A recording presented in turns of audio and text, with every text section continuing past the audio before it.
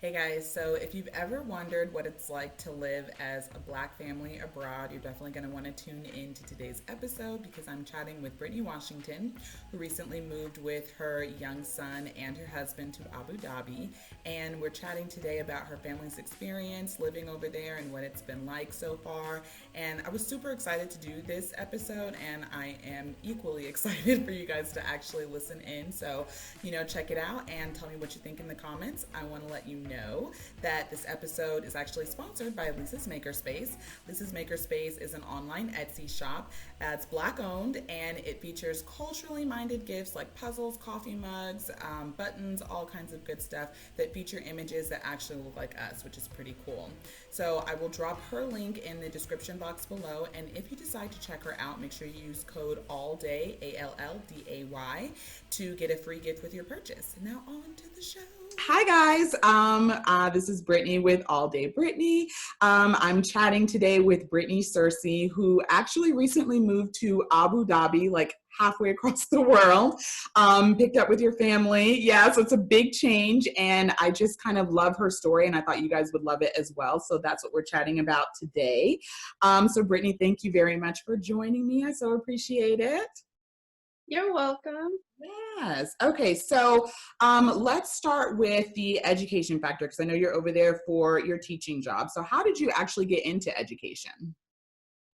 So I went to Albany State Yeah. for early childhood education. Mm-hmm. Did my bachelor's there, and then after I left there, I decided that I wanted to pursue education, but not in the traditional setting. Mm-hmm. So I became a nanny at first. I was a nanny for a few years Mm-hmm. because some of my mom's friends, they got me into the business as well. They Okay. were telling me about their families and how much they liked the one-on-one attention that they had with the children that they were with. Right. And so I took that path initially, and then I decided that because there were so many unhappy nannies, Mm-hmm. I decided to start my own nanny business. And Oh. so I started the Village of Atlanta. Mm-hmm. And then after that, we kind of had a few hiccups as far as finances went because I found out I was having a baby. So I had to go back and actually approach it in the traditional setting of going to work in an elementary school.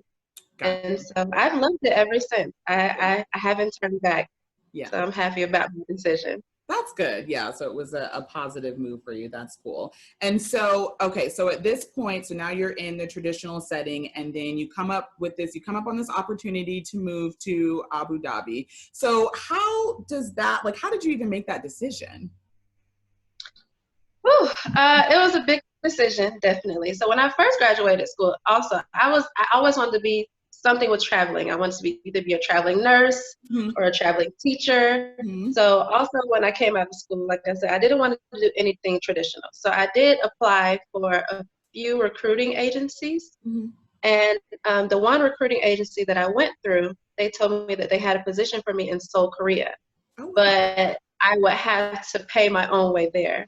And of course, a college student who just graduated, freshly out, I have no money. Oh, None whatsoever. So if anything, I'm in the negative because I have all these debts of school, yeah, student loans. mm-hmm, mm-hmm. So I never really took that out of my head. I always said that I wanted to travel no matter what. So when I got married to my husband, Mm-hmm. um, I asked him, like, would you be willing to travel and where can we go? And we made a list. And the top 5 places was Thailand. We decided either Costa Rica, Mm-hmm. Dubai, and Hawaii, and Australia. Mm-hmm. And so I contacted another recruiter, Mm-hmm. and they told me that they had positions here. Mm-hmm. And filled out. I went to the interview. I had 2 interviews that I had to do. One was in Houston, so I had to fly myself to Houston, Mm-hmm. and I stayed there for 2 days.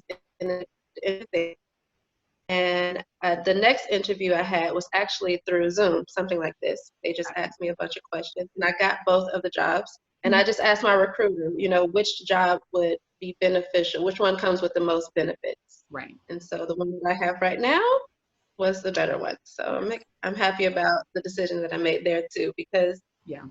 it's a lot of perks that come along with this position. I would definitely say that. Yeah, that's cool. Yeah, I can imagine. That sounds awesome. And I love that you brought up the fact, basically like talking it over with your husband. And because that's a big, I know it's an adjustment for you, but it's an adjustment for the family members that you bring along too. So that's Right. cool that he was Exactly. down and supportive and all of that. Yeah, I definitely appreciate him every single day, because Yeah, most people overall, not even men, women, doesn't matter who you are, just making this leap is a lot. it's definitely a big step. And so I'm curious, so how, because you moved after you'd already had your baby, right? Yes. So how did the grandparents react? Because I know every time it floats the idea of maybe leaving, my mom is like, no, that's not happening. Oh my goodness. I am glad that you asked that, because a lot of people do ask me that. Yeah. So my son is, so I am my mom's only child. Okay. And then my husband is the youngest of three boys. Okay. And okay, so my son is my mom's only grandchild. Right. Then he is the second grandchild from my husband's side of the family. Mm-hmm. And so everybody was, follow your dreams, but when are we going to see the baby? How are we going to do this? What is it going to look like? I don't want him to forget me. Just all of these different emotions. It was an emotional roller coaster. I definitely will say that. So they were concerned, of course, especially with us moving to the Middle East. Mm-hmm. Mm-hmm. Everybody has this picture of what they think the Middle East is going to look like, Oh, of from course. television. Everybody always judges Western civilization as well on just Yes. TV, because that's all everybody knows. Right. So everybody started researching and looking at YouTube and reading You articles, get all the and they're horror like, well, stories. yes, they're going crazy. They're like, what about this and what about that? I'm like, it's okay. It's okay. I know friends who are over there. It's not as bad as you think. It's okay. I would definitely say, but after they wrapped their head around it, and like we were actually, moving out of our house, selling furniture and stuff like that, they're like, okay, this is really happening. Yeah. We better get used to the idea. Exactly. So I would say that Zoom has definitely played a big part in the communication. Mm-hmm. We still Facebook message each other, Mm-hmm. and my son has his own Instagram as well, so they can see his Instagram and see how he's doing and stuff like that. Yeah, that's the only reason we started that, is Uh-huh. because they just want to see him and see all the activities that he does and adventures that he goes on. So, Yeah. Oh, that's a cute yeah, it's getting better. idea. Yeah. Yeah, I love that. Yeah, my mom wants me to start a YouTube channel for my girls because we do like a lot of video, and sometimes it's like the files are too big to send. And so they're all starting YouTube channels so we can see the girls. And so, yeah, I keep saying I'm going to do it, but I like the Instagram because that's easier. No editing. Especially because you look at all the content that's out there these days. Because I was saying, like, I would love to start some kind of vlog for just our family, but the content that's out there, I'm like, how do they edit this? How do they do this? Oh my God, my mind is already blown by just the fact that it has to meet some kind of requirement to get some kind of following, Yes. Yeah. Yeah. I think that when it first started, because I did blogging like a couple of years ago too, and you could just like put whatever you wanted out there and it was fine. And now there are all these like little, well, if you want to be able to monetize, if you want to do this, you got to like jump through these hoops. So it's like a whole different world. So, but yeah, I mean, I would still do it though because it's fun. So yeah, I'm contemplating it. I'm definitely thinking about it, and it's a lot. It scares me initially, so yeah, I got to do some more research and see where I want to go with it. You got to have a plan. Oh, for sure. Yep. Got to have a way to attack it. Definitely. So in what ways have you gotten to kind of experience the culture and, because I know it's a completely different world over there. So how has that been for you guys? Initially, when we were doing all the research, like I told you, everybody was going crazy with the research, including myself. You don't want to go to another culture or country and offend anybody. you know? Absolutely. Yes. So that was my number one concern is, you know, wearing things like this. Can I do that? Showing my ankles, is that okay?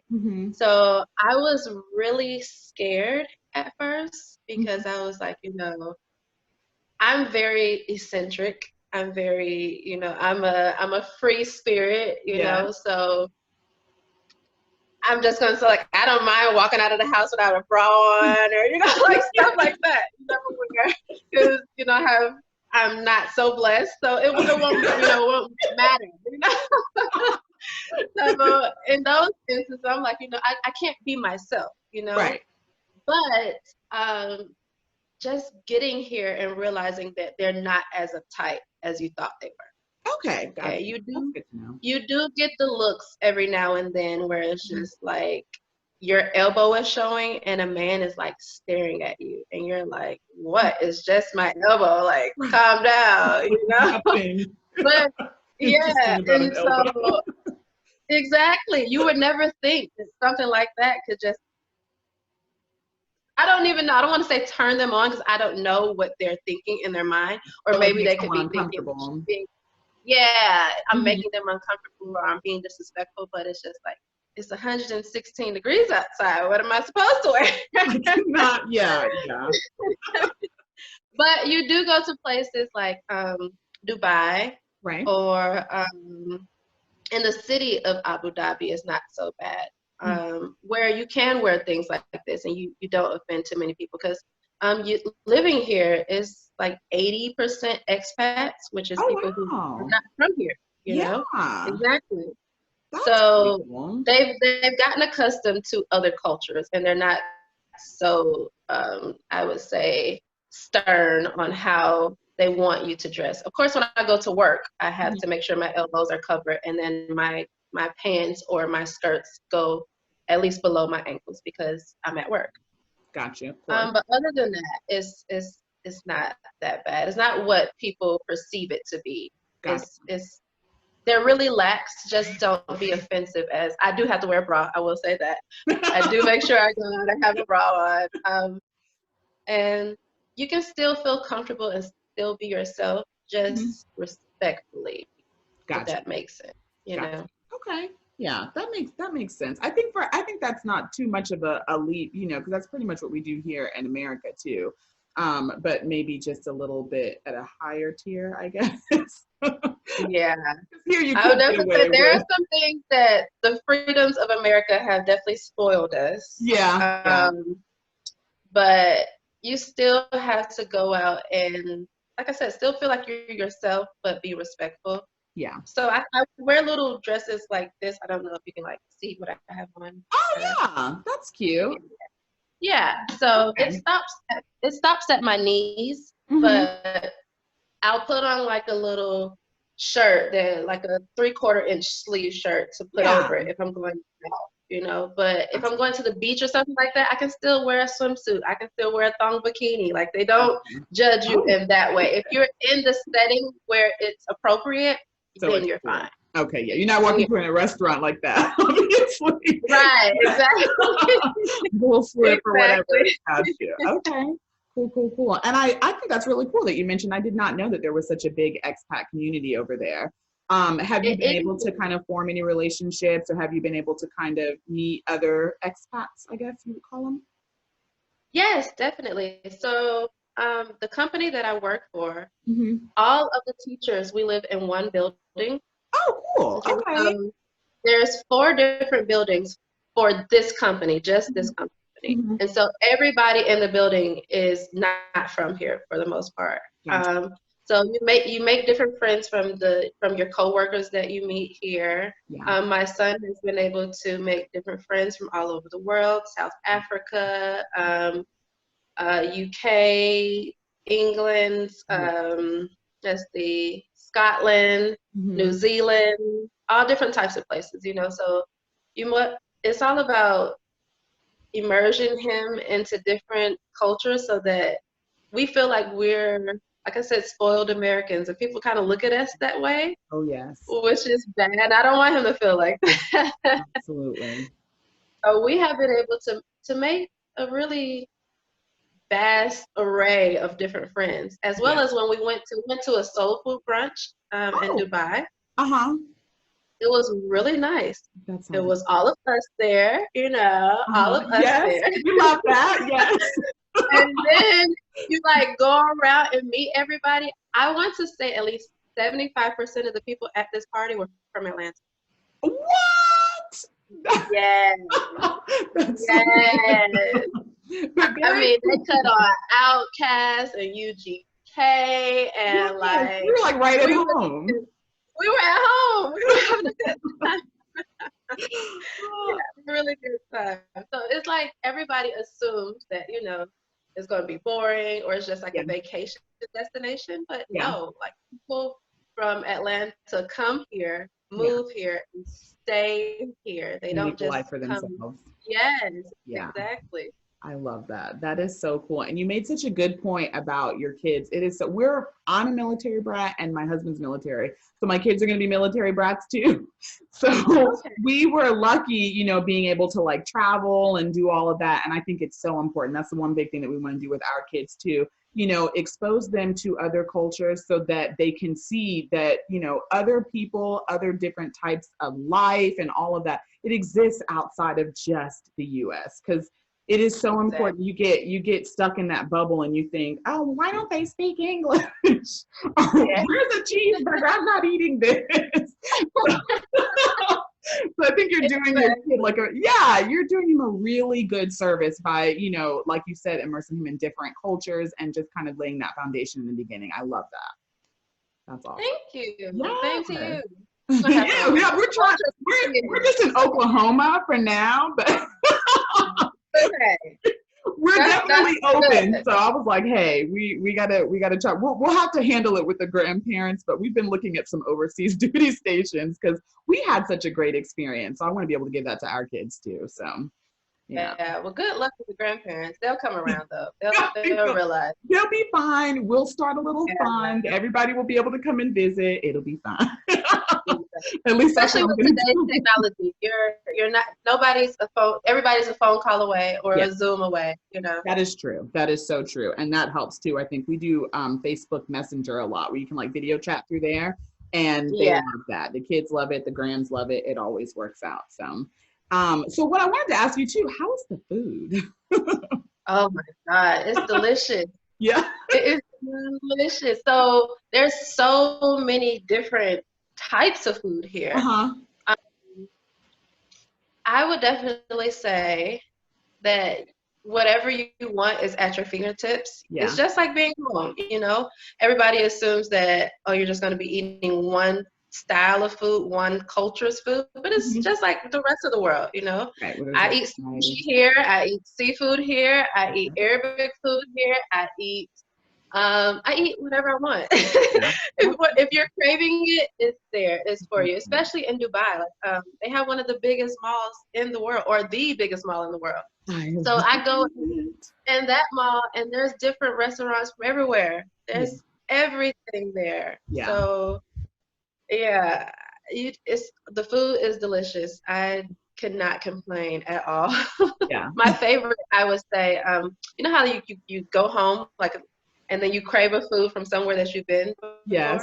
When I come home, I might crave like chicken biryani or something like that. Or they have I don't know what kind of leaf it is, but they put rice and cabbage into the leaf and they roll it up. So good. Yeah. It's delicious. That sounds good. Okay. That's good to know. And so I was going to ask you, how have you guys adjusted? How's your husband adjusted? Baby seems like he's just fine. So how has hubby adjusted to this kind of like switch up? Honestly, I think he's doing very well as far as the change and the switch up. That's good. I would say the biggest thing here is that men, I would say, if you're not a teacher here, you don't get paid well. Okay. I'm going to say that again. If you're not a teacher here, you do not get paid well. So the teachers and the people who are actually Emirati is what they call them. If you're Emirati or a teacher, then you're at the high totem pole of salaries. Okay. Mm-hmm. Other than that, everybody else, they don't get paid as well. I'm just going to put it that way. So Mm-hmm. my husband is a certified physical trainer. Okay. And so he has been trying to do that, as well as he is certified to be a PE teacher. He just has to take a few education credit hours so that he can actually get the actual certificate. So, Gotcha. but he has been looking for a few jobs, and it is hard because we're expecting the salary that we get at home, Right. you know? And that's the hard part. It's not like there's not any jobs available. They're available, but they want you to work 6 days a week. Mm-hmm. Okay. And they want you to not make what you're used to making. And that is hard. That part I will say is hard. But he has definitely stepped up in the sense that he is a house husband, which is amazing. Yes. And I know most men would not do what he is doing. And I am very, very, very thankful for the husband that I have, because he makes sure that the laundry's done, the dishes are washed, and we take turns making meals. Mm-hmm. He goes grocery shopping. Mm-hmm. The house is clean. But now that I'm off for the summer, we kind of take turns cleaning up. Right. But I will say, when I was working, amazing. Yeah. Like, I could not wish for a better spouse. He has definitely stepped up. And then my son, he doesn't start school till this year. Okay. So that was quite a change for him, because my son has been in nursery since he was 6 months old. Gotcha. Mm-hmm.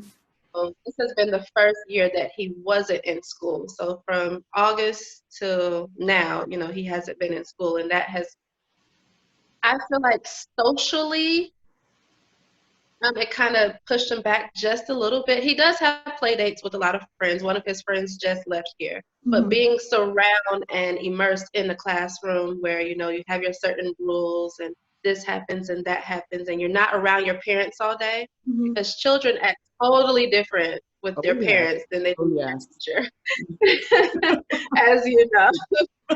So my husband having to take on the role of his teacher as well, and my son having to realize that during these hours, daddy is my teacher and not just daddy, right, was kind of hard for both of them, right, to acclimate themselves to, because when he's having a tantrum and he's getting upset because he's 3 years old, right. and my husband is like, I don't understand why you don't know how to do this.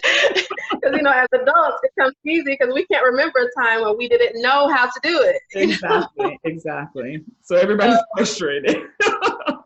Everybody's frustrated. Everybody is like pulling their hair out. So I set up a schedule, me being mommy, me being teacher. I said, you have to be consistent. You have to have a schedule, and this is what it has to look like. Yeah, you can't wait.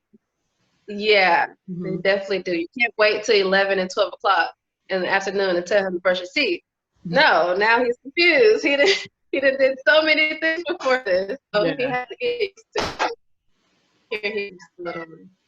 Yeah, mine will remind me, Mommy, we're supposed to brush our teeth now. I'm like, oh yeah, okay.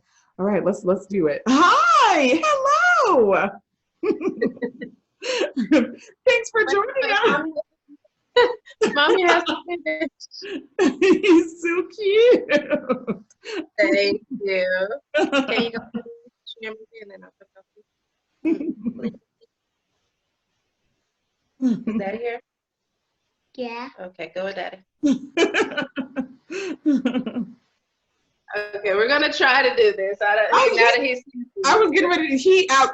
I'm good if you're good. Mine would be down here too, but my. Yeah, so I'm fine. So this is real life. So yeah, the kids, they like to be included. I get it. So obviously we're in the middle of what I feel like we're like smack dab in the middle of this pandemic, and everybody has made all of these adjustments because of COVID and all of that stuff. And most of what you hear on the news is how we as a country are dealing with it, which is like, that's like a whole other interview, but we don't even have enough time. But so how has that affected you guys over here or over there? What does that kind of, I guess, that big change look like for you guys? I will definitely say that I am happy that we're here. Yeah. Because UAE handled it amazingly. I have never been in a country where they make a rule, they set a law, and the law and the rule is the law immediately. They don't wait to have to pass any kind of laws or rules or bills. And so we went to work one day and they said, well, tomorrow we might not come to work because we might be working from home from now on. And it was immediate. The kids were home, we were home. They said, you know, here's the curfew. If you break the curfew, then here are the consequences to you breaking the curfew. Make sure only the adults are going out if you have to go anywhere. Make sure you wear your mask and your gloves. So I definitely will say I commend the UAE for how they handled it. Now the numbers are very low and it's down below 1%. They go door to door and test families. If you want to, there are different testing sites where you can test for 50 dirham, and 50 dirham is probably like $15 US. So it's really, really good the way that they handled it. We have not been exposed to it. We have been fine this entire time. Inshallah, they say inshallah here, God, you know, thank God. And as far as we weren't able to come home, which we were upset about. Because of course the grandparents want to see him. He has never been away this long. And we just wanted to be home with our family and our friends. But just traveling, we were scared for him because we had to do a stop in Amsterdam and then we would have to come home. So he's 3, you know, he doesn't grasp the understanding that we try to talk to him about it every now and then. You know, everybody's sick. We have to keep this, you know, everybody's sick. Everybody has to. Yeah, protect yourself. You know, when you sneeze, cough, sneeze in your chicken wing. When you cough, cough in your little chicken wing.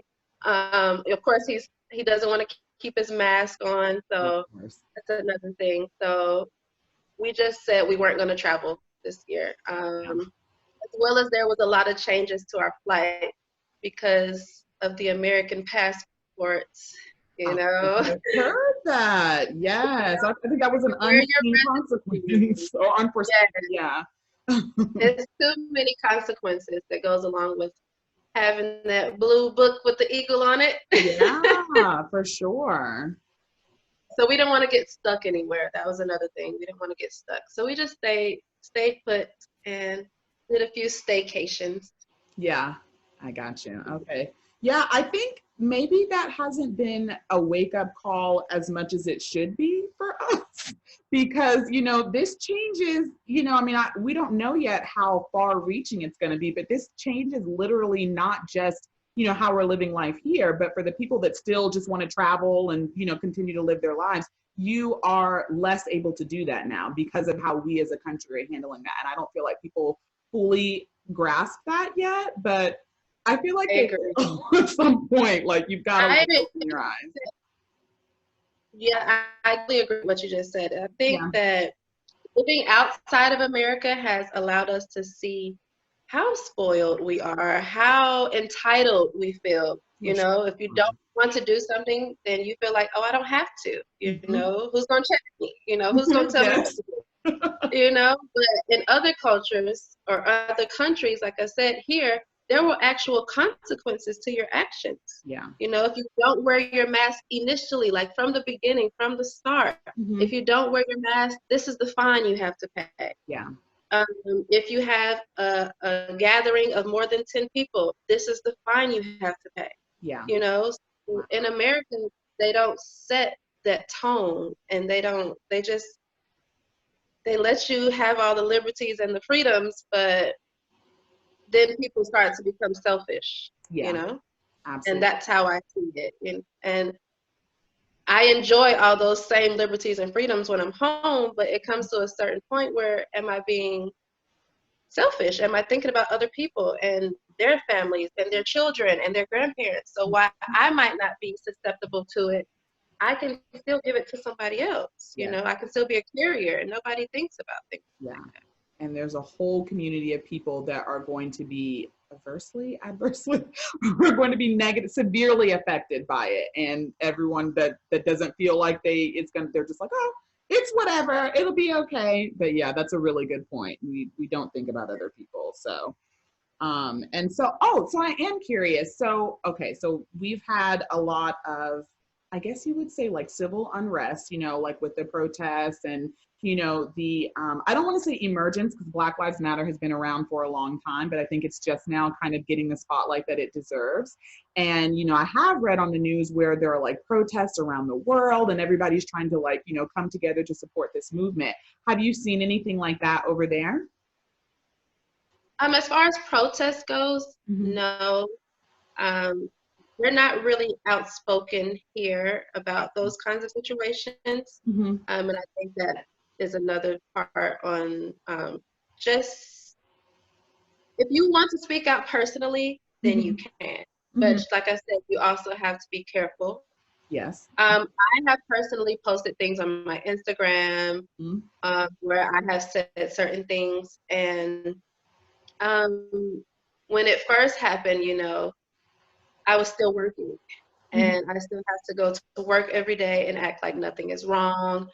I still have to log in and have these video chats with my coworkers and just pretend like I'm okay, like I'm fine on the inside. Yeah. And I did post a long message in our work group, in our work chat, and it didn't really go over too well.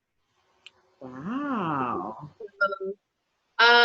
While my close friends, of course, they, reached out to me, asked me how I was doing and all that kind of stuff. Right. But one of my admins, one of my leaders was just like, you have to be careful with those kinds of things. Could you please go delete it? And by this time, I could not delete it. So I just told her, there are real issues going around in the world. I had just lost my uncle. He passed away. And then I found out that a few of my family members did have COVID. So a lot of those things were piling on. And then not being able to be at home and not being able to help and go protest, and speak your voice and say something about the injustices that are happening. And having a little Black boy and having a Black husband, I was just on a roller coaster of emotions of trying to make sure that I'm allowing him to be happy and explore, but also upset. But also kind of preparing, yeah. Yeah, it was really sad. It was. I don't even know what words to even use for it. It was just a lot. Yeah, I think that is a really great point. And that's just really what, we've been trying, everyone that is, talking and opening up these dialogues, basically talking about, you're dealing with COVID, you're dealing with, raising children, you're dealing with living in another country. And then on top of that, you still always have that added layer of being Black in 2020 and dealing with all of the other complications that come along with that. And if you're not a minority, it's very hard to, I think, understand that and sometimes have like genuine compassion for that, because you're like, I see it where they're like, oh, well, I have this to deal with. Yeah, but you don't have that. That added layer, that's a big layer. That was another thing that a few people did message me and say, well, we have this going on where we're from and and I'm like, but you're not being killed because of the color of your skin necessarily, just that particular person. I'm not saying that there were a lot of people who said those kinds of things to me. A lot of people, they didn't know how to react. Even some of my friends that I initially made here, I was just surprised by their actions, of not reaching out to me and asking me how I'm doing or saying something about it. And I think that a lot of people have this connotation that, oh, I have a Black friend, so that makes everything okay. Yeah, it makes everything okay. And I'm like, no. But do you talk like that Black friend, about their experiences? Yeah. Exactly. Because if you don't, it doesn't really count. It doesn't count. So I had to go have these conversations with them and let them know, like, just because we're friends doesn't mean you're like for the people, you know? Right. Like Right. actually see what's going on. Why do I consistently talk about race? And why am I, having these conversations with you in this dialogue? It's because it's still happening to us. I think I Yes. So okay. So and thank you for that. I didn't mean to necessarily go along that, but go along that lane. But I love it because I think it is. Any experience is one of the reasons why I started the blog. But like any experience has that added layer of being Black. So I just love, it's important, and it's important now more than ever to talk about that and kind of share those thoughts and so everybody can so we can all start to understand. Those that are open to it, and those that are not, that's fine. I think that this pandemic. Yes. rabbit. Okay, go watch rabbits on your tablet. I think that this pandemic, while it is horrific, it allowed the Black Lives Matters movement to be heard because people actually had to be at home, nothing to do, sit down and realize, wow, what is actually happening in America, because everybody had to sit at home and look at the TV and look at Instagram and say, wow, like this is really still going on. This is really a thing that people are being killed because of their color. Yes, so, absolutely. Yeah, it took the veil off of everything. So my friends here got to see that and experience that too, and I'm appreciative for that. Yeah, that's a great point. Okay, so we're gonna close it out with, do you have, I guess, like what would be your number one, like most important need to know tip for anybody that is trying to make like a similar move? And then do you have any like big mistakes that you made that you're like, oh my God, if I knew now what I know then, if I knew then what I know now, what would I, how would I change that? Got it. I guess my number one thing that I would tell everybody is be prepared. Plan in some kind of way, especially if you have a family.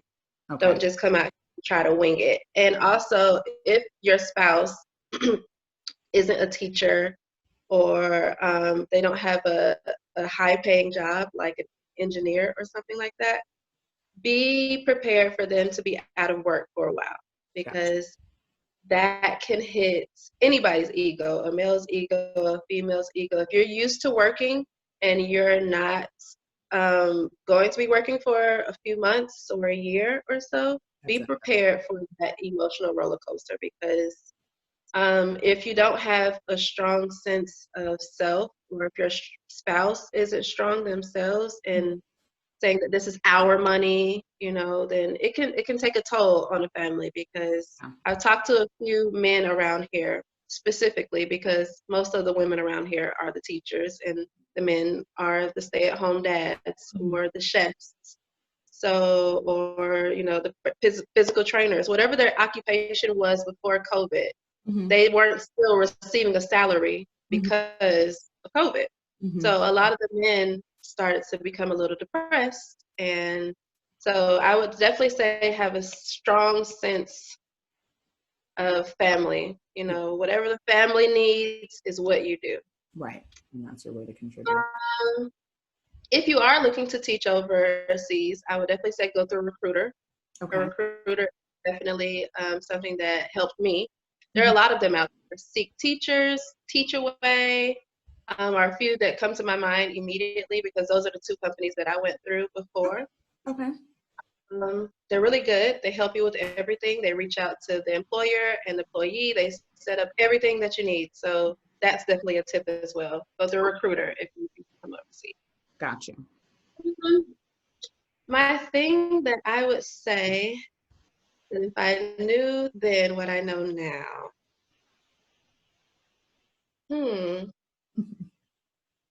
be careful who you trust.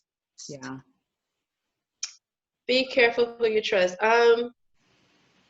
My friends and my family back home have taught me that, like, I'm always open and willing to be myself, and have always been willing to be myself. But I think that they were trying to teach me back home that don't just lay it all out there before you actually get to know somebody. Yeah.